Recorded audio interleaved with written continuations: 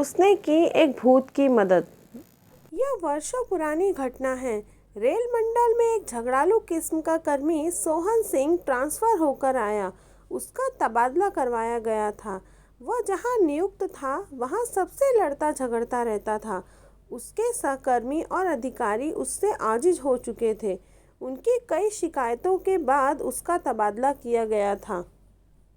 वह नई जगह पर जहां नियुक्त किया गया था वहां के अधिकारियों और कर्मियों को उसके बारे में जानकारी मिल चुकी थी। सोहन सिंह ज्वाइन करने के बाद तुरंत क्वार्टर की मांग करने लगा। कोई क्वार्टर खाली था नहीं। एक क्वार्टर था जो भूतहा माना जाता था, इसलिए कई वर्षों से बंद पड़ा था। रेल मंडल के अधिकारियों ने उसे वही क्वार्टर दे दिया। वह बेहिचक उसमें प्रवेश कर गया, उसकी सफाई करवाई, रंग रोगन करवाया, फिर आराम से अकेला रहने चला आया। पहले ही दिन रात को लकड़ी के चूल्हे पर खाना बनाने बैठा तो उसके पास कुछ पत्थर गिरे। वह चौंका, लेकिन कुछ दिखाई नहीं पड़ा। वह अपना काम करता रहा। थोड़ी देर बाद फिर कुछ लकड़ी वगैरह गिरी, फिर एक हड्डी गिरी। उसे गुस्सा आया। चीख कर गाली बकते हुए बोला, कौन है? हिम्मत है तो सामने आ, तुझे बताऊं। तभी ऊपर से एक आदमी का कटा हुआ हाथ गिरा। सोहन ने उसे पकड़ा और चूल्हे में झोंक दिया। बोला, अब आ। जोरों से हंसने की आवाज़ आई और एक आदमी सामने आकर खड़ा हो गया। उस आदमी ने कहा, वाह बहादुर हो, तुम बिल्कुल नहीं डरे। लोग तो मेरी आहट से ही कांप जाते हैं। सोहन ने पूछा, क्या चाहते हो? किस लिए ये सब कर रहे थे?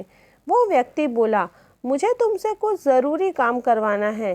तुम हिम्मती हो, इसलिए मुझे विश्वास है कि तुम यह कर सकते हो।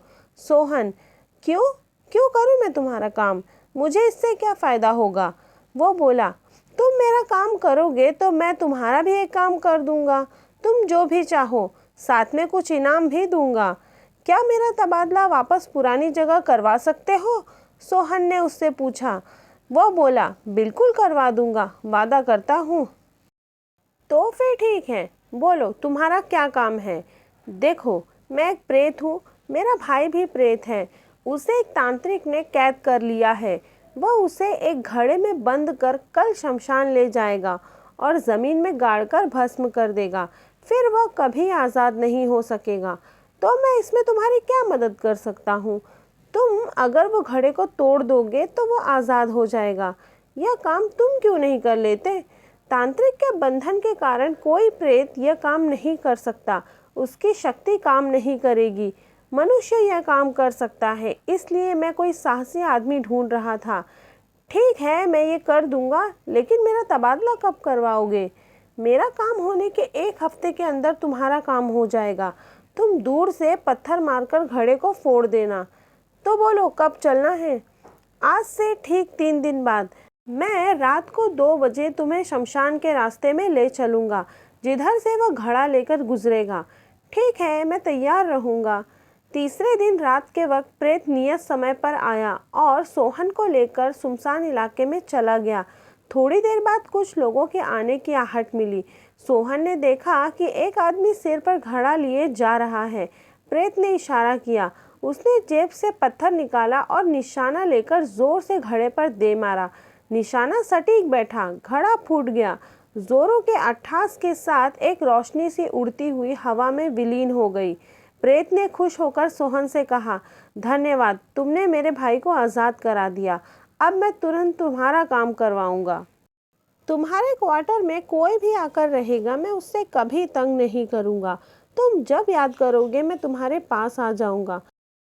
अगले दिन रेल मंडल के कार्मिक विभाग के अधिकारी के पास प्रेत पहुंचा और सोहन का तबादला करने को कहा। अधिकारी ने आनाकानी की और पूछा कि तुम कौन हो? तुम्हारी पैरवी क्यों सुनूं? प्रेत ने कहा कि सोच विचार कर लीजिए, मैं फिर मिलूंगा। इसके बाद वह गायब हो गया। अधिकारी हैरान रह गया कि वह अचानक गायब कैसे हो गया। उसी रात अधिकारी जब अपने क्वार्टर में सोया हुआ था, प्रेत ने उसे झकझोर कर उठाया। वह भौंचक रह गया। प्रेत, तुम्हारे घर के खिड़की दरवाजे सब बंद हैं, फिर भी मैं अंदर आ गया। इसी तरह चला भी जाऊंगा। समझे मैं कौन हूँ? मैं कुछ भी कर सकता हूँ। जिंदा रहना चाहते हो तो मेरी बात माननी पड़ेगी, मरना चाहते हो तो कोई बात नहीं। मैं अंतिम वार्निंग दे रहा हूँ, कल उसका तबादले का ऑर्डर नहीं निकलेगा तो परसों तुम्हारी अर्थी निकलेगी। सोच लो क्या करना है। और वह गायब हो गया। अधिकारी मारे भय के कांपने लगा। रात भर उसे नींद नहीं आई।